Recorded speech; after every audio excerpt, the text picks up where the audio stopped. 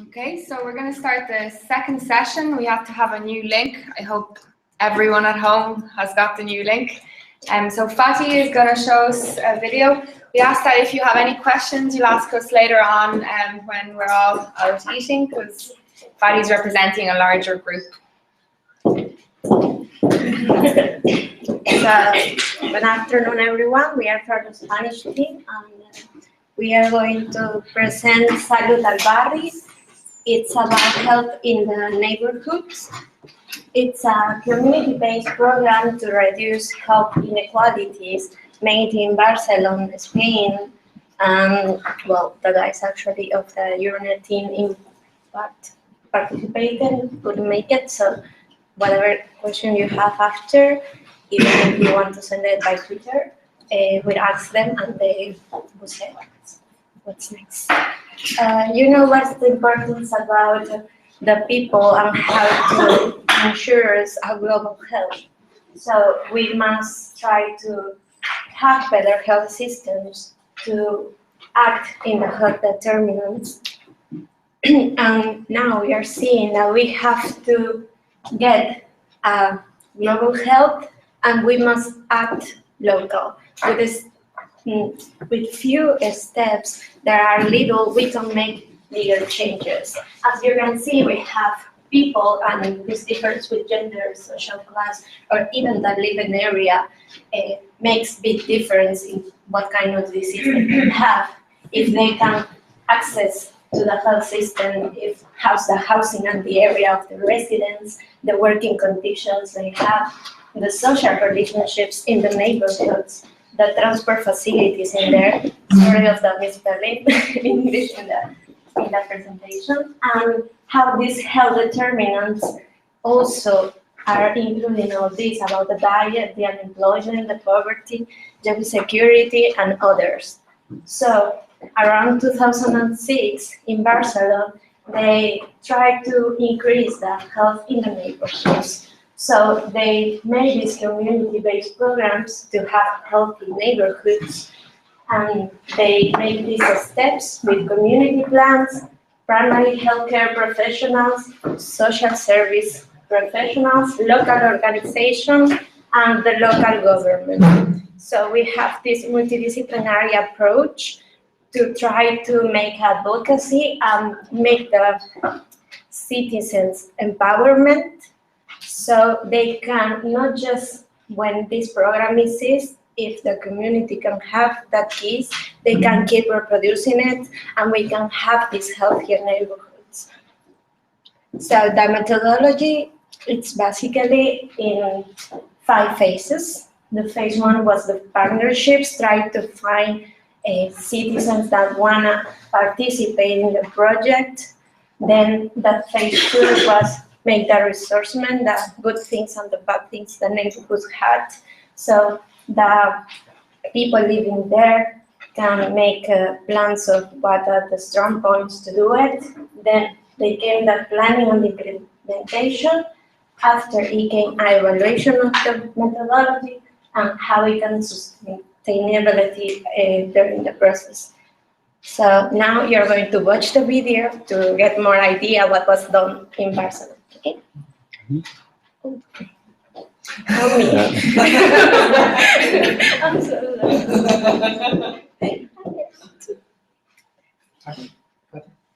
Yeah. C'est quoi ton account? What is your Twitter? Fatima. Fatima. 2286. Okay, thank you. Yes. Okay. So now watch the video. That are not directly related to the health system, such as housing and the area of residence, working conditions, social relationships, and transport facilities. Each of these factors differs markedly between people, depending on their gender, social class, ethnic origin, or the area in which they live. Neighborhoods with lower socioeconomic levels usually have poorer health indicators.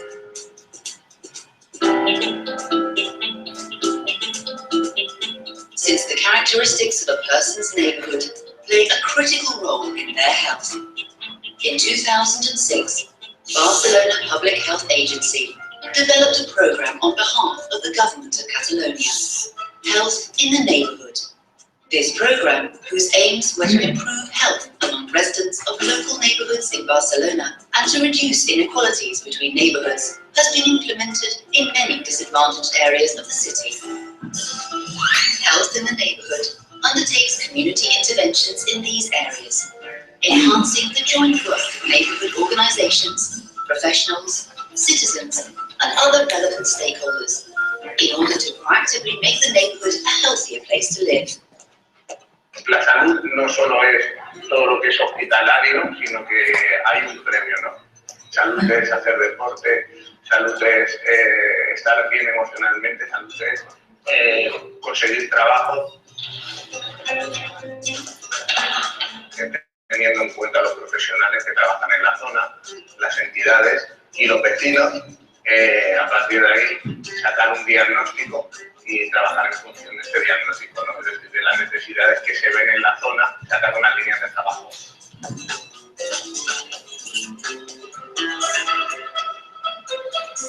El CAP participa activament en el programa. Ens ha permès sortir a la comunitat, implicar-nos més amb la gent possiblement més fràgil, no? S'han implicat tant metges com residents, les infermeres i sempre amb un alt grau de satisfacció. Health in the Neighbourhood follows a systematic methodology and is divided into 5 phases, each of which is based on cooperation from various sectors and on community participation. Initially, partnerships are established in the territory and a working group is created. Then the neighbourhood's resources and needs are assessed in order to determine lines of work. Interventions are planned and implemented on the basis of evidence of their effectivity and having consulted the literature. Interventions are followed up and evaluated in order to improve them and assess their effects on health. Finally, contributors work toward maintaining the sustainability of the programme.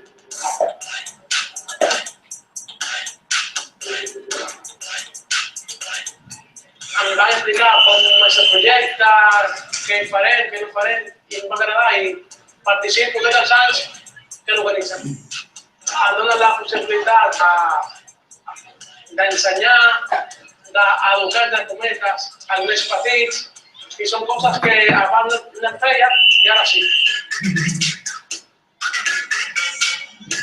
Para mí he aprendido muchas cosas, desde jugar al fútbol hasta organizar una actividad deportiva como vóley, como ping pong, todo eso.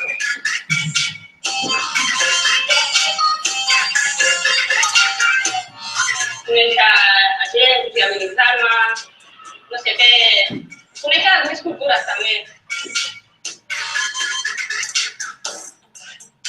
El proyecto de Salud Rurales es eso, ¿no? Un proyecto de prevención del consumo de tóxicos, de drogas, y que ha sido beneficioso en el barrio, ¿no? Creo que hemos ido avanzando mucho en la integración de los chicos y que no sientan fluir el proyecto. Els nanos comencen a ser proactius, es fan formacions de monitor i ells després estan fent l'activitat als joves l'autònom, és a dir.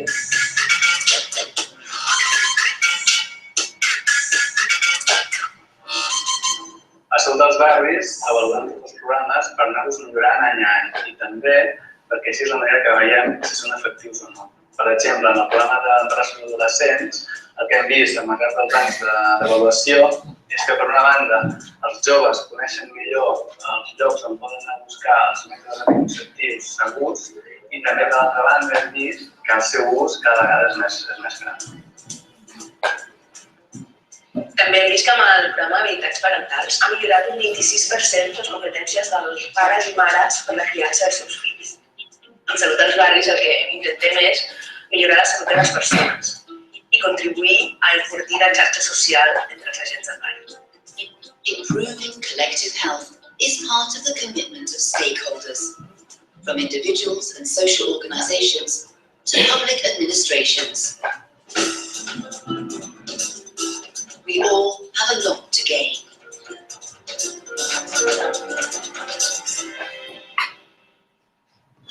And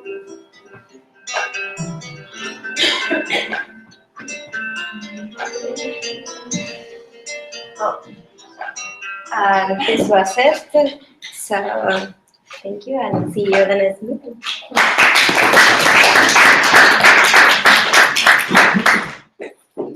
Okay, so if you have any questions, we can ask Francie later and communicate with the Spanish team. Or I don't know if Ryan's in there because he was trying to get his camera. Thanks, Francie. Later. So next we have Tizia. Oh no, it's me.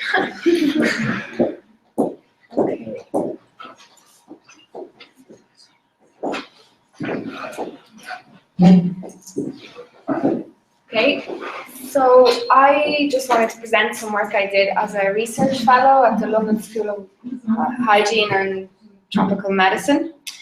And I hope I'll show you that health economics can be cool. So the study was on a subsidy funded by the Global Fund to increase access to antimalarials. So artemisinin-based combination therapy, or ACTs, they're known to be effective to treat uncomplicated malaria. But despite the presence of them in the public sector, either highly subsidized or free, in many low-income countries, the access remains poor because a lot of, between 30 and 60% of patients still go to private sector retailers to get their treatment in low-income countries. The prices of good quality combination therapy are much higher than their inferior counterparts. And therefore, patients or customers still buy chloroquine or monotherapies because they're cheaper and more available. So in 2009, the Global Fund started working on this subsidy mechanism called the Affordable Medicines Facility, Malaria. It's based on that book by the Institute of Medicine, which was actually published in 2004, and it called for a global level subsidy to increase access to antimalarials. So the AMFM, as it's known as its acronym, had two goals: to contribute to malaria mortality reduction and to delay resistance to artemisinin by encouraging use of combination therapies. So it aimed to do that by increasing the availability of ACTs, increasing their affordability, so decreasing the price, and increasing their market share, so crowd out all the other crappier drugs and get people to just buy good quality combination therapy, and therefore increase the use.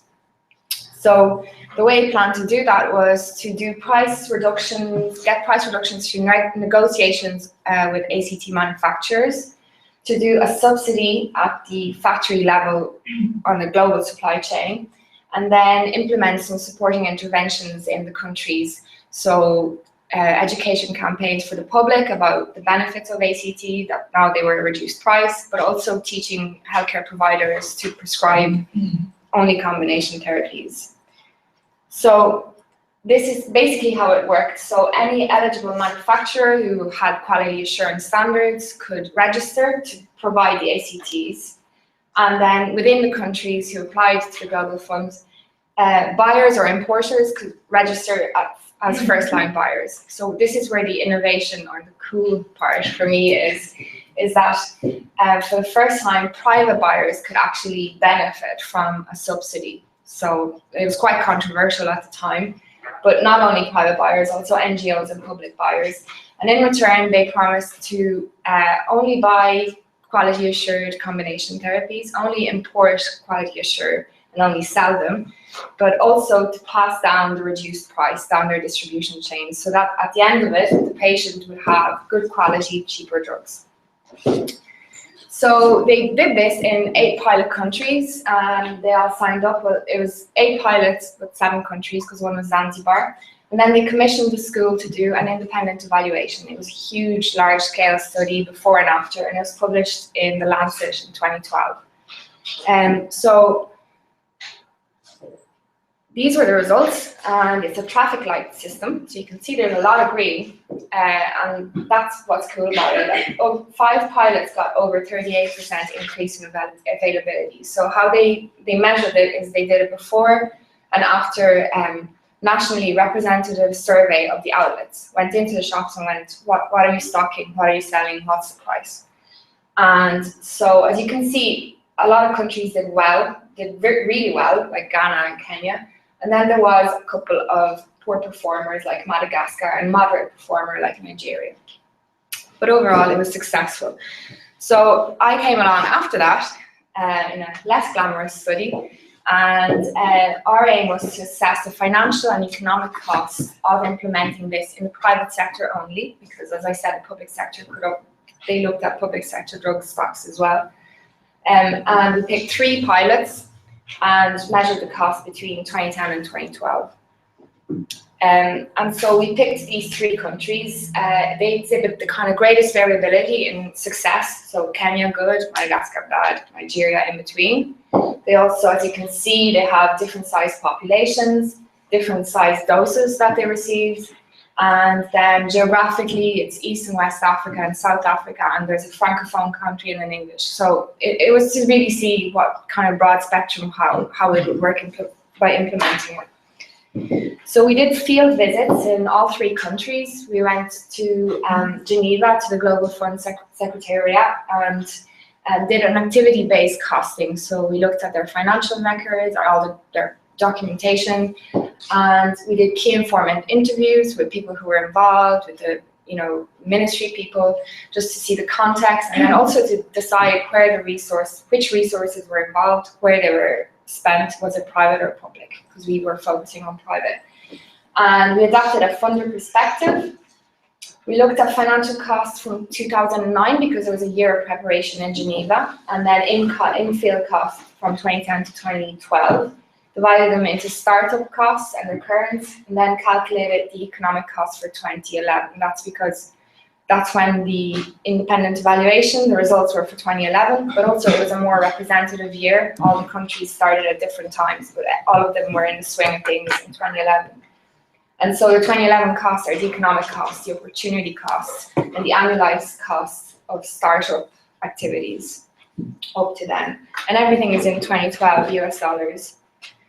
So these are the total financial costs, and you can see they're huge numbers, 106 million for Nigeria, and then much less for Madagascar. So what kind of happened in Madagascar, there was a lot of problems in terms of legislation and kind of people signing up to it and believing that in it. So they actually had very few doses delivered. As you saw before, it was, can't remember, but it's something like 2 million doses delivered. But anyway, the majority of all of this money was funded through the Global Fund. The rest, the other funders would be the Ministry of Health, and the Clinton Access Health Foundation was also involved. When we look at the annual economic cost per dose and per capita, which is what we care about, we see that Kenya and Nigeria are in the same order of magnitude for both. So it costs them $1.53 to deliver a dose to the country, or $1.29. And in Madagascar, it's $2.28. So it's much higher because they had costs but fewer doses. And similarly, they delivered fewer doses for a large population. So the cost per capita is much lower than the other 2 countries. Looking at the breakdown of the costs and basically the cost drivers, the biggest cost driver is the actual drugs for all of them, and obviously more for Kenya and Nigeria. And this is reflected in the sensitivity analysis. When you do the best case and worst case scenario, the one that's most sensitive is the one that has, so we had definite costs for the drugs, we knew that, but the other things, there were assumptions. And if you vary the assumptions, Madagascar had the most variation. So to finish, to put it in context, we want to know how affordable is it. So we compared it to the government healthcare expenditure per capita in financial costs, and it's between 0.4 and 4% of their costs per capita, so it's not prohibitive. If we look at the US President's Malaria Initiative for malaria, as it's his name, for that same year, again, it's between 1/2 and 1/3. So again, it's not prohibitive. There isn't any available data to compare economic costs, so opportunity costs, for delivering SUTs in any sector, so we can't do that. And we haven't yet looked at its cost effectiveness, which obviously is very important when you think about rolling it out. But overall, we were able to show that it's not a prohibitive type of subsidy, and the first study showed that it has had an effect on market. So that's it. Thank you.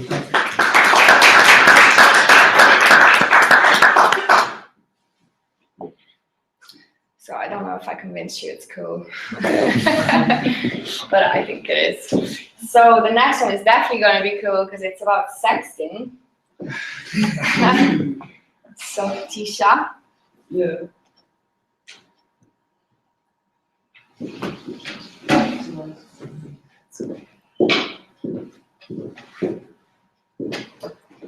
don't know how to get into it. It's already there. Oh. You just have to click the green one. The green button to amplify. Everything is green. In This that, one. you drag it exactly, and if you put the green one, Here? left upper side, But how come I can't see it here? because it's expanded.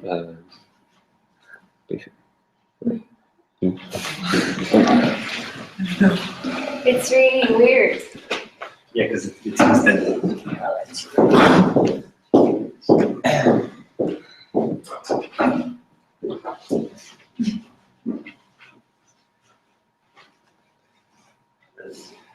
Yes, and then you can. Do you know Crazy? Yeah. You can go with. Automatically.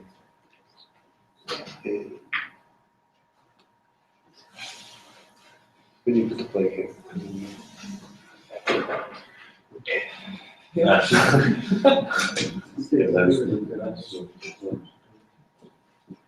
I put it here first. Yeah. Because you can put it on the map, right? Oh, I think it's already. Yeah, you can put it already working. Yeah. Yeah, it's already. That's already there. Yeah. Just try to. Yeah. Yeah, it's working.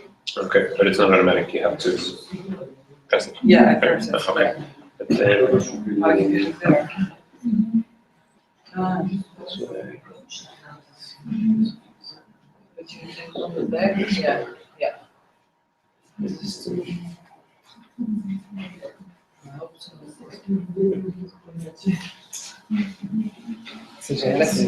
I just put this on. yeah, I think you can try.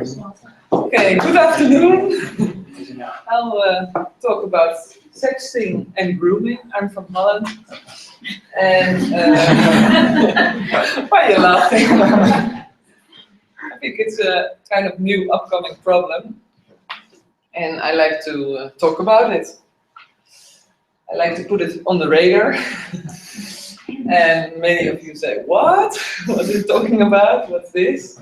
So I'll try to explain it a little bit to you with videos and talking. Oh, of course, if you have questions, just ask me. Then I talk a little bit what we do in the Netherlands about it, to prevent it. And then I really like to know how the rest of Europe is dealing with these new problems. Anyone? How can you get a picture of the internet? Anyone knows how to do it? You need to contact Euronet. Actually, it's impossible. It's almost impossible. So always think about it. When you put a picture on the internet, even WhatsApp, actually you can never take it off. It's very difficult. And that's what many children don't think about, because especially since 2014, smartphone, of course also iPad, like laptop, tablets, we're using all these apps, social media, Facebook, Instagram, WhatsApp, whatever, to put pictures on and show everything, but with a lot of fun, of course. You can communicate with the whole world. That's what we're doing today. But yeah, think about that. These pictures will never get off the internet.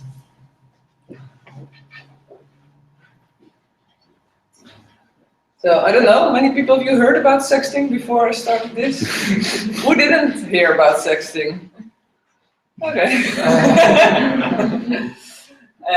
What's sexting? That's sending sexual tinted messages. That was the messaging in for, and which can be fun with your boyfriend, girlfriend, and can be fun and maybe a little bit naughty, and that's okay. It can also become dangerous if this picture you're sending, someone else sees it, or your boyfriend, girlfriend, or just in between a group of friends. It's funny, just put it on the internet or put it to someone else and it's funny, and before you know it's all over the internet. So in 1 second it can spread out, like how nice you show your boobs to your friend, but you don't know if that friend is on the other side of the computer, maybe someone else is looking, or so. Yeah, especially in the time of the selfies and everything, sexting. And I like to show you a video about it. Let's see how it works. Oh, like this. Oh, oh my God. Yes.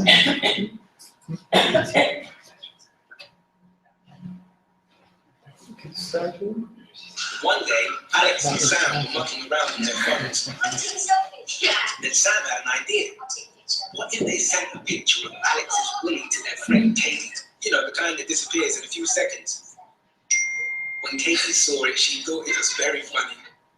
So she screen grabbed the picture and sent it to her friends. And they sent it to theirs. And the next day at school,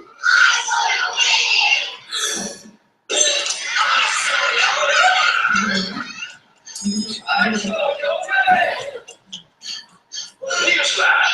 The world sees Alex's willy. Alex even got a message from a bully. He then got one from a man he didn't know.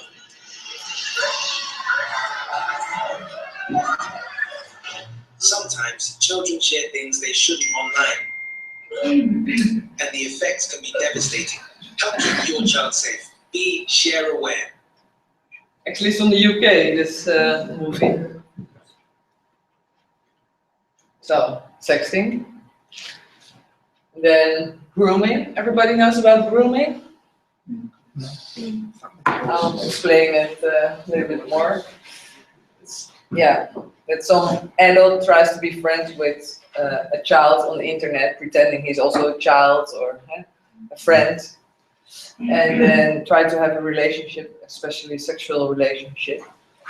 And yeah, it's maybe we all know from our childhood the story your mom or your father told you to watch out in the woods when you're walking alone with this man with a long coat and the opposite, and he's Willy, or he's giving you candies.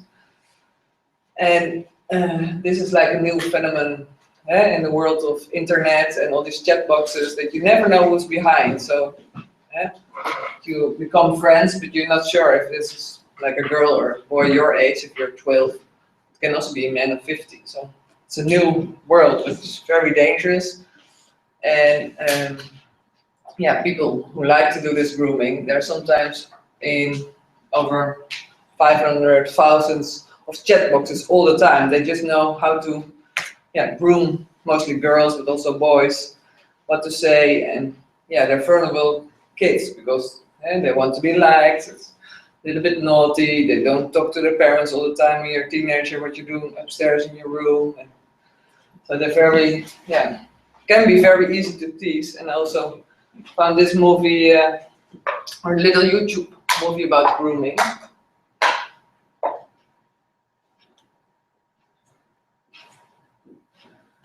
Lucy has always been great at sharing. She shares her sweets, her headphones. When she was little, she even shared her chicken pox. Lucy also liked sharing things on the internet. One day, she uploaded a selfie with Oscar and she got a message from a boy. Then she got another asking her to send a picture of herself at bedtime. Lucy thought this was great. The boy loved her panda onesie. She said pandas were her favourite thing. He bet that Lucy even had pandas on her pants. He wondered if they went to the same school. And if she wanted to meet, he said she should bring her cool panda pants. But the next day, after school, she couldn't see any boys waiting. There was just a man. Sometimes children share things they shouldn't online, and the effects can be devastating. Help keep your child safe. Be share aware. So, a little explanation about grooming, and I think more on child's level. So in the Netherlands, like sexting, it's punishable. If you send a nude picture of a child below 18 years old, it's actually punishable. So, and that's also what we try to tell the children, like in class, someone took a picture of the boobs, send it, and they're sending it, that they can go to court, or can, on their name, get a record that they've done something against the law. Children don't think about it, they just don't know. Or, of course, like I said already, it's non-erasable, so once you're on the internet, you're on the internet. This can be a lifetime problem. Finding a job, what if your name, if you Google your name and it appears always this naked picture of you doing whatever, showing your willy or boobs or whatever.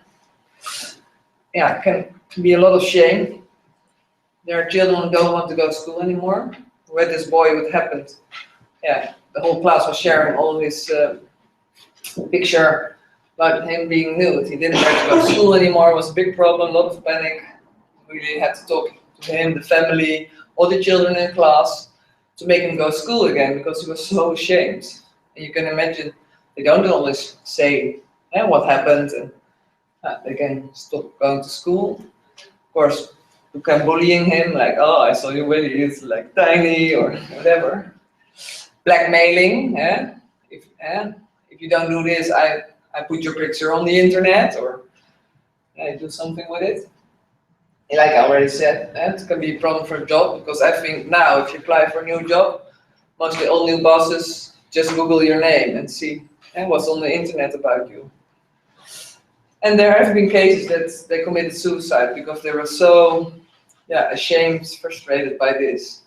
So it must be horrible to live in this nightmare just because of one video or picture.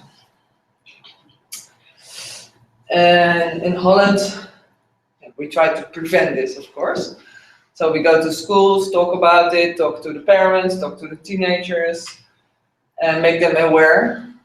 Also, I think because it's like new, many parents, I think most of them, didn't grow up with this smartphone. Children from 8 or 10 years old already get it. And they start making pictures. And, be aware your child does it and what you can do with it. What can happen. It can be fun, of course, but it can be dangerous. And of course, it happens. So what you're going to do then? We have websites like this one, sexting, onuitwisbaar. It means unerasable, like a tattoo, they say. And help wanted. It's also online. That's more sexual abuse. It's more about grooming. You can go there and they can give you advice. And then, of course, we have the 5 squad. It's like a police who knows everything about it. You can go to school and if it happens in school. And the youth health physician, like me, can help with communication, taking care of the child, the class, or the group, the parents. And most important is also that there's no panic.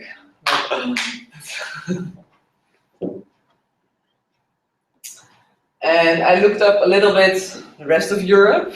If I put sexting and grooming and then the country name.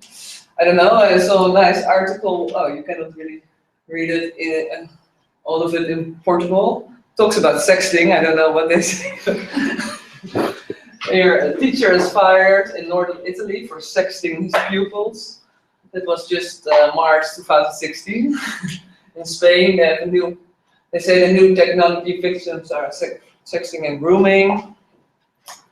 And they have a new word for sexting in France. I don't know how to pronounce it. Any Frenchmen who can help me out? photography. And yeah, on Saturday in Ireland they said pupils as young as 7 are called sexting. Yeah? And yeah, it starts with teenagers that have like, oh, please send it to me, and I'd like to see it, and I'm like, okay, I want to show and I want to get compliments about my body, myself.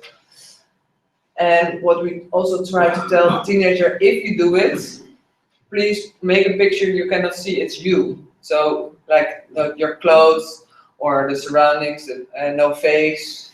So like this picture can be anyone. And I'm curious how it goes in your countries.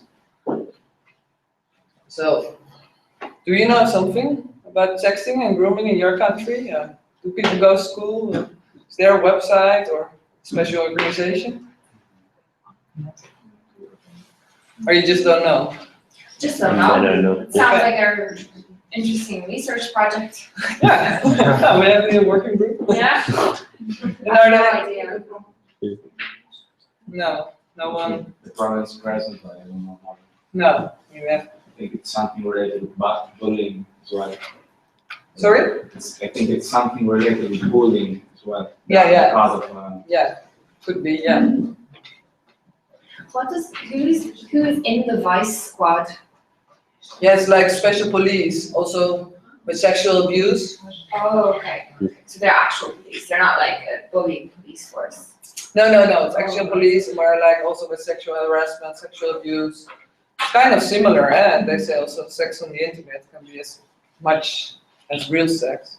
We have something similar to what you're doing, and there's even a specific unit for gender violence in the police. So it's like they're trying to implement a national system to watch, like control the situations with churches and sanitary personnel as well.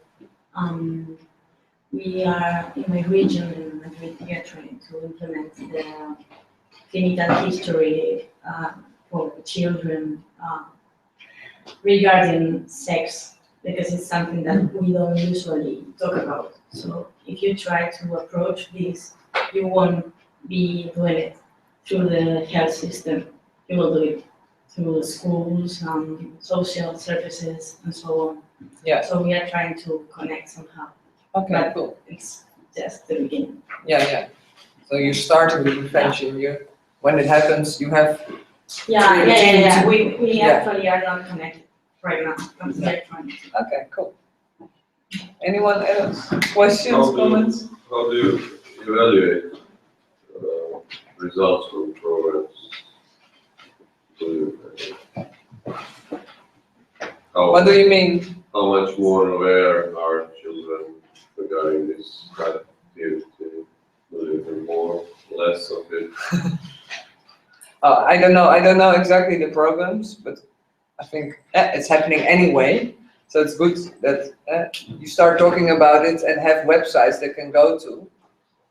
But I don't know if this, I don't know about the study, because it was more the subject that if they measured before and after starting the website. And on the other side, how can you know that the website is the thing that makes it more or less?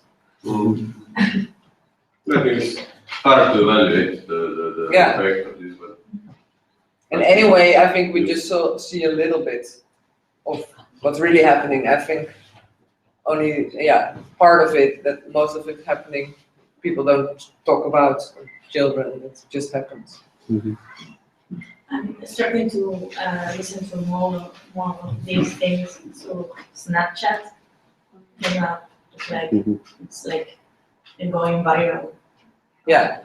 So I don't know what this is going to lead, but yeah, it's similar. And what you see in the little movie that's Japanese, it's only for a few seconds, isn't it? Yeah. People think it's gone then, but first of all, it's not gone, and you can make a screen print and then send it anyway, like she did in the first movie. So yeah, it's not safe at all. Okay, that's it.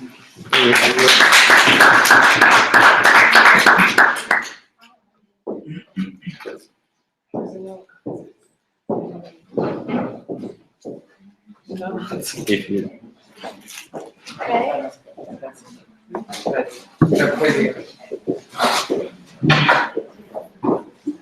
So I do mine. Yep. Okay.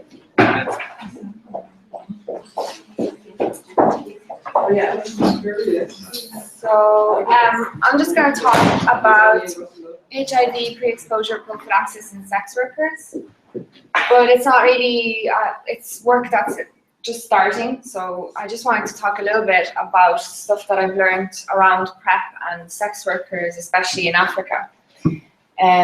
So just really quickly, there is evidence, obviously, that pre-exposure or PrEP works. It's been looked at in MSM, in heterosexual couples, in serodiscordant couples, and even in IV drug abusers.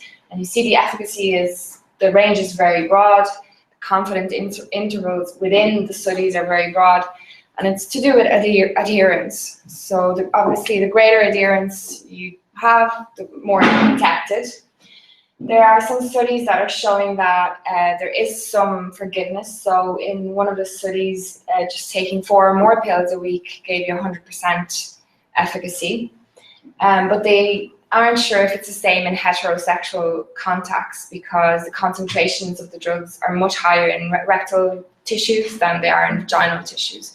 So there are some research questions around that. But an important question is, will it work in female sex workers? And adherence is at the center of that question because traditionally we think that sex workers are hard to reach, hard to retain in services, and hard to kind of reach in terms of behavior change communications. But they are important. They're central in the HIV dynamics in Africa, at least. And there are some studies I worked in with a study in sex workers in Burkina Faso, and they have managed to have retention and adherence rates and viral suppression rates as the same as their general population. So it is possible. But to that end, the Gates Foundation, in cooperation with all these other institutions, have done 7 demonstration projects in PrEP. One is in serodiscordant couples in Nigeria, but the others, as you can see, are mainly sex workers. And I went to Benin in March and met researchers from all these demonstration projects, and it was really, really cool meeting. They talked about their methodologies, their synergies between their projects, and I learned a little bit about different things that I didn't know, and that's what I wanted to talk to you about today. So I'll start with the Senegal. So in Senegal, there's 13 million people.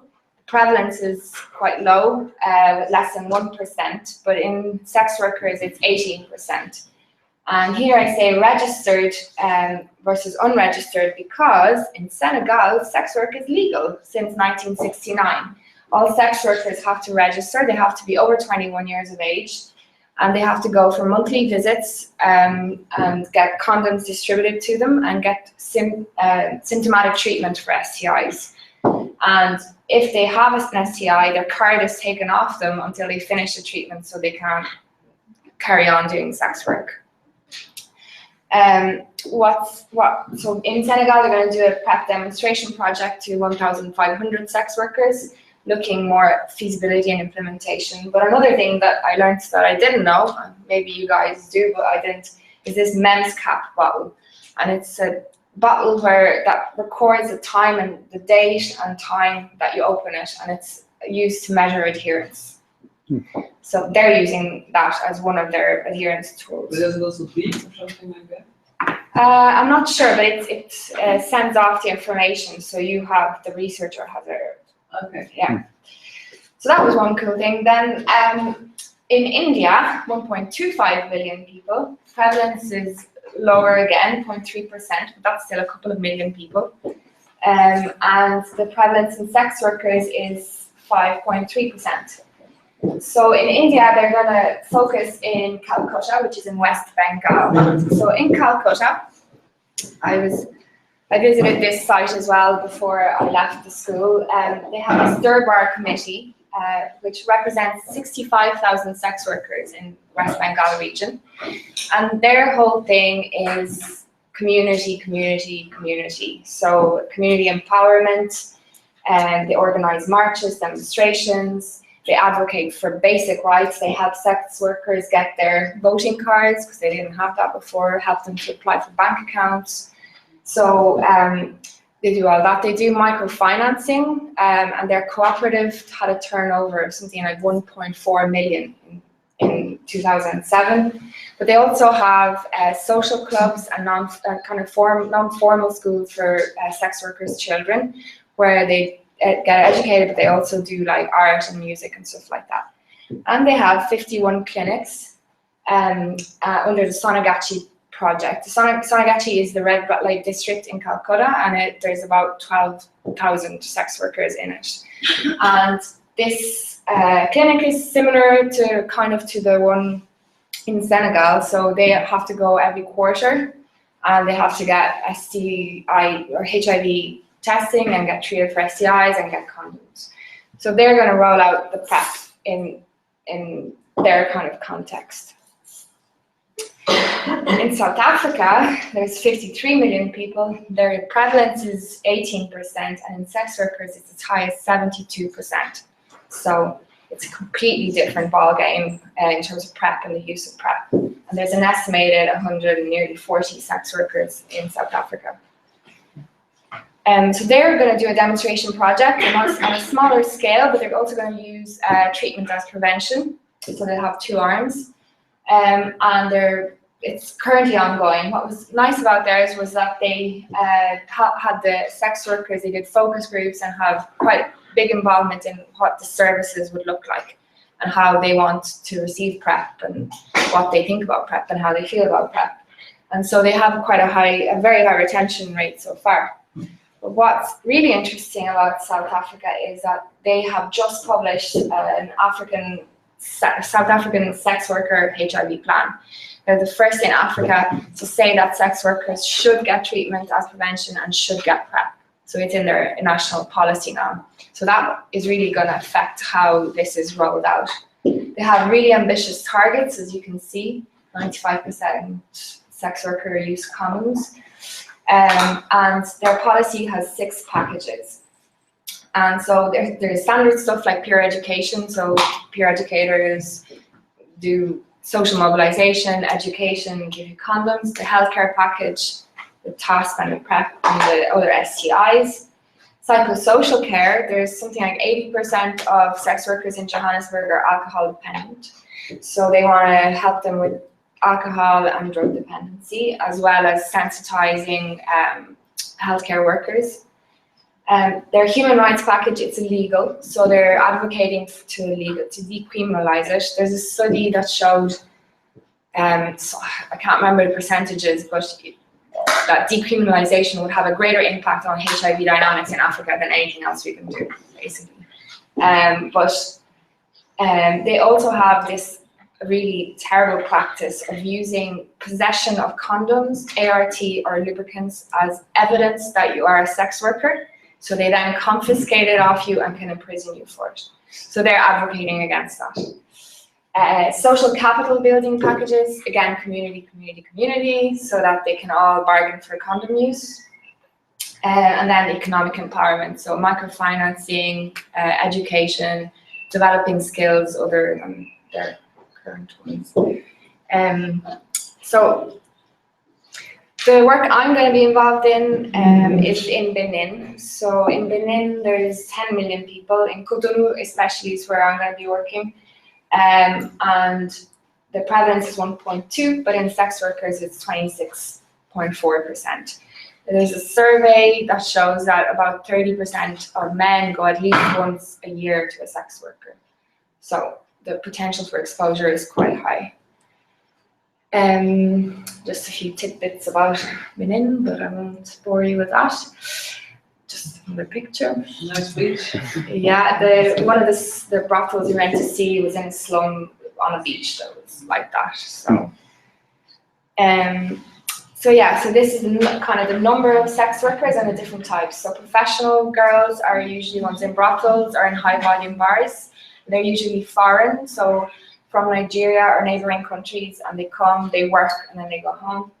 Clandestine sex workers are usually younger Beninese girls who come from the outskirts of town into town for the night, work on the streets, and then go home. and they can be professional or non-professional. And then the biggest, by far, biggest proportion is bar workers who do occasional transactional sex. And there's an issue with that in reaching them because they're not, they don't see themselves as professional. So in Benin, there is the PI of the whole study, has been working there since the 90s, and there was a baseline intervention which is similar to the one in Burkina and similar to a lot of the ones. So they have outreach workers and they encourage you to come in to the clinic and get tested. But they have shown that the amount of girls who actually do come is only 50%, and of those who come, only 50% come 4 times a year. So they're not really following the national guidelines. But they have gotten huge increases in condom use and decrease in prevalence of STIs. So they are working away. So the TASP and PrEP is basically trying to see how they can use that structure to do treatment as prevention in PrEP and sex workers.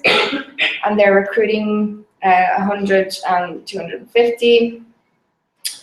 The intervention is basically the outreach worker goes, recruits you, you come in, you get screened, you sign a consent, and then you get a full medical, you speak to a social worker, and then you get your tablets. Every month you come and get your tablets, and they do adherence measurements, and then every 4 months you come and get a full visit. So that's how it works. Sorry, how do the adherence measurements with the... No, I'll tell you about it now. So the principal outcome for this study is the adherence, and so they're going to do self-reported and pill count, which there's lots of literature about how accurate that is. But what they've really invested in this study compared to all the other pilot studies is the actual drug dosage levels, and the test costs something like $150 per test. So they put a huge amount because they want to see, like, it's their main outcome, right? So that's going to be really interesting. And the results for the first lot of tests was not good in terms of adherence. And then the other cool thing that they're doing that I'd never heard of was the change in condom use. So in India, in the project that I showed you before, when I went, what they did was they just looked at the prevalence of STIs. So if there was more STIs, you're not using condoms. Other STIs, you're not using condoms. But here they're doing PSA levels and Y chromosome DNA. So the PSA levels tell you if they've had sex within 48 hours, and the Y DNA chromosome tells you if they've had it in 2 weeks. So I thought that was interesting. And then I'll bore you with what I'm doing, but I'm doing a little bit of epidemiology because I really want to move away from economics, even though I really like it, but I just want to do more epi. But I'll be doing a lot of economics stuff. But one thing that I'm really interested in is how much they're charging before and after PrEP, because I think it will change because they will maybe stop using condoms. But we don't know. Well, they don't think they'll stop using condoms. But. So thank you.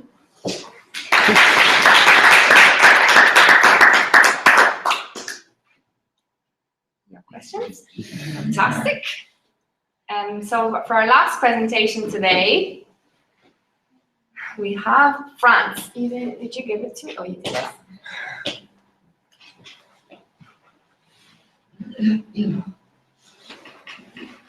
Another sexy topic. So we're going speaking about sex risk factors and failure to return to counseling after risk-taking behaviors.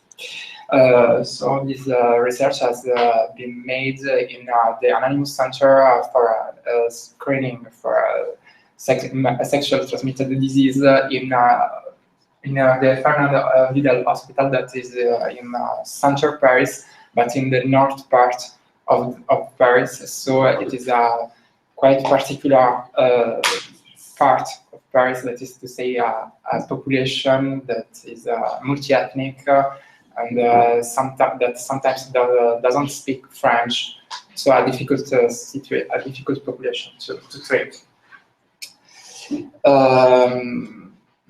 For this is the outcome of this study, an article that has not yet been published, and there was a presentation at the conference of epidemiology of the Epidemiology Society in France in Rennes in September. For this study, we asked a few questions. or many questions. We started telling us that, as the United Nations says, the big city agglomeration has a higher proportion of HIV prevalence and positive tests. And Paris is one of those cities who has a high prevalence of HIV positive tests. Moreover, there are a lot of people in Paris and in the big cities agglomeration all around the world that don't know their serological status and who are a potential risk for themselves because they are not treated, and also for their partners because they don't know their status. This is international data. But we have also national data about Paris and in France in particular, and an institute of epidemiology, the ENBS, publishes every year research about AIDS and HIV, and we can estimate the cases in France and moreover and above all in Paris, and we know that the risk of sexual transmission of HIV in Paris is more important than other parts of France.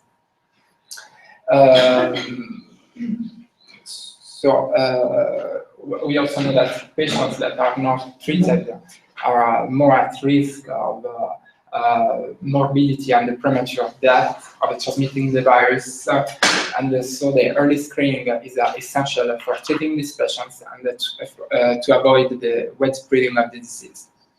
And this is the purpose of this study: identify the patients who are concerned by the virus and treat them before they can transmit the virus or can pass through the AIDS stage of the disease. We were interested in mostly in socioeconomics characteristics to identify these patients who went to the center for screening.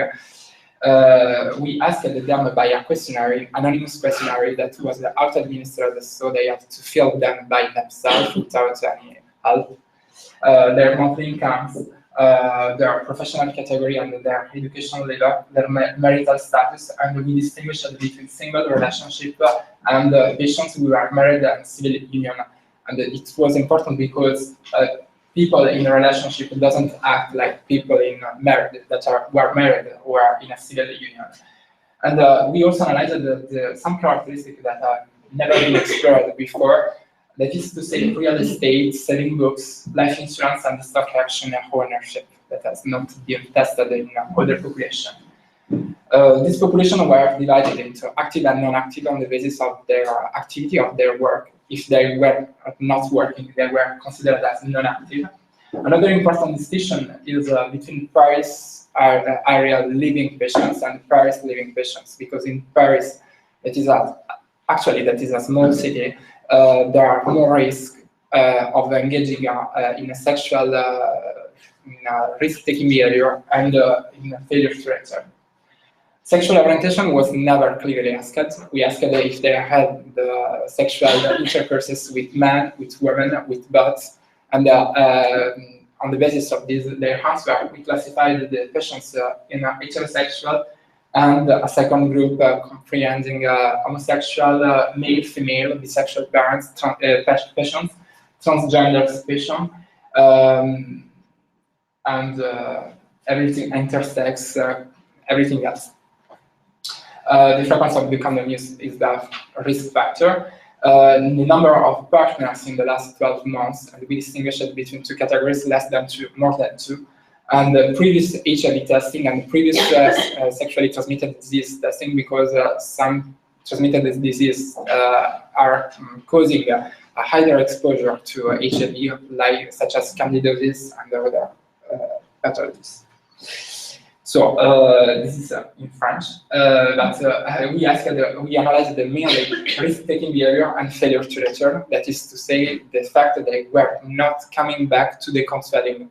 Because when a patient came to an anonymous center for screening, he or she has a counseling with a physician who asks about demographic information about the risk-taking behavior, and then they had the blood test, and they had to come back about a week later, to have the results.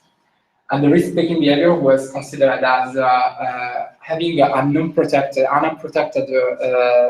sexual intercourse, or having used injectable drugs in the last 12 months, maybe. There are other risk behavior, but other risk situation, but we were not considering this as behavior. For example, professional exposition to blood was not a behavior, but it was still an exposition. So this is the data about the population. It is divided between, on the basis of the age, it's quite homogeneous, as well as for the sex, with a prevalence of male, 60%. The department, 50% of patients came from Paris, and the 50% of patients came from outside Paris, that is to say, all the small cities in the region, but were working in the city, were coming often to Paris. The place of birth, in France we cannot ask for the ethnicity or the nationality, but we can ask for the place of birth and make some statistics. Most of them were French, but there was a 20% of the population that were of African origin, due to the fact that the center is located in North Paris, that is a multi-ethnical part of the city. The marital status, most of them were single, 62% of them were single, but there was about 35% of them were married or in a civil union. Sexual orientation, most of them were heterosexual, 60%, 20% were men having sex with men, female having sex with male bisexual. So we have 20%, but we have to say also that this questionnaire was proposed during summer, and normally we have during summer a greater amount of homosexual, bisexual people who coming to consult us, while during winter the percentage is around 10%. There is a seasonal shift in the, yes, it's quite odd, but we observed this for many years, and so we think that, I don't know why. 45% of patients had less than 2 sexual partners in the last 12 months, 54% more than 2. And then we asked the economies with regular partner and with occasional partner. We used this data, but I'm not that sure that patients actually understood what was a regular partner or occasional partner. So. The socioeconomic characteristics that were particularly interesting for us include ownership, selling books, life insurance, stock action. Most of the patients did not have an apartment, that is normal in Paris, and were divided for the stock action. There was most of them who didn't have stock action. But it is interesting to include this data because having stock action is not at all equal to having saving books.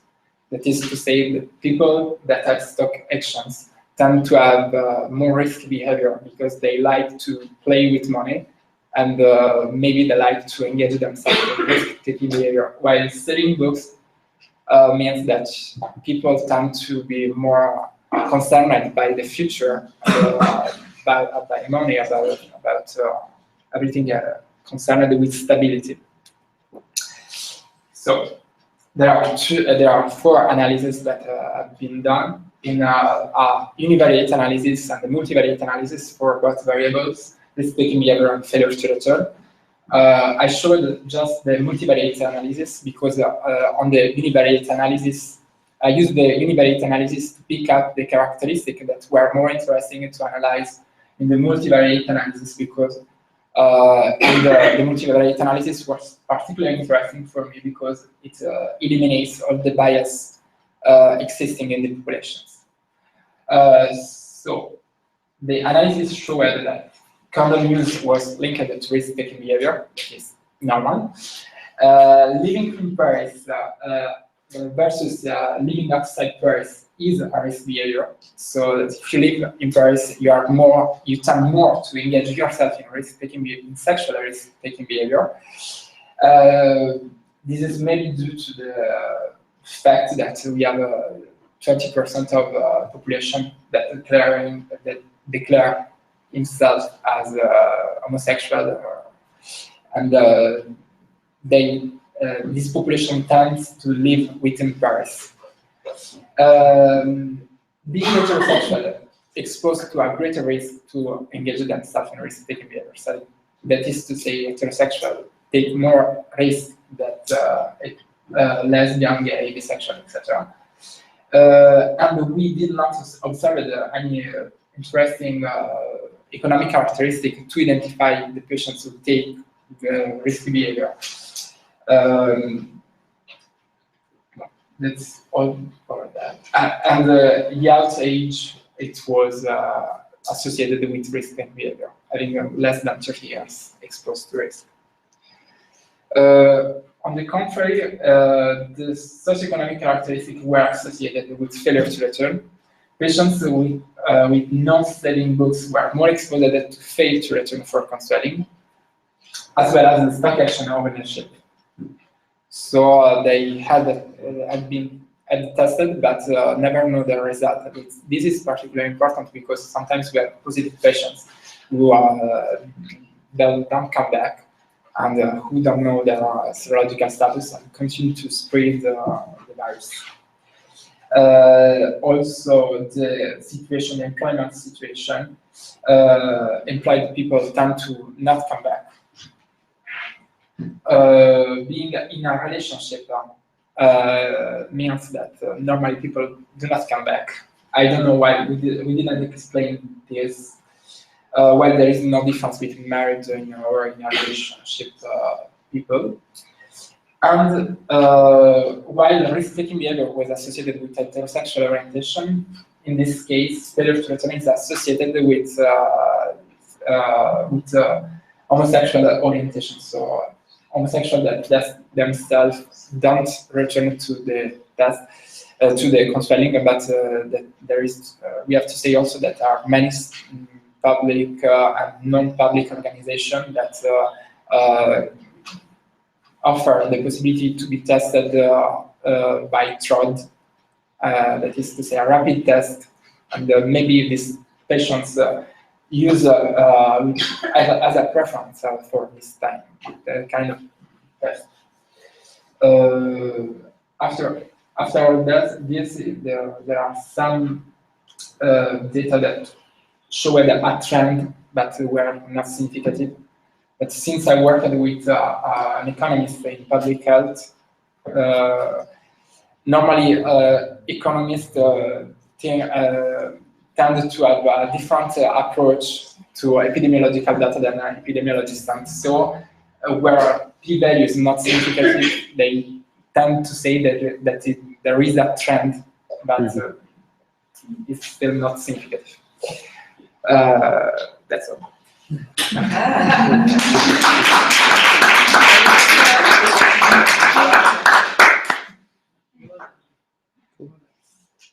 Any questions? And this study, just laughing, was done before the PrEP introduction in France. So I think there are a lot of things that will be changing by now. So I think we should say goodbye to Anka, our biggest follower. So everyone, bye Anka.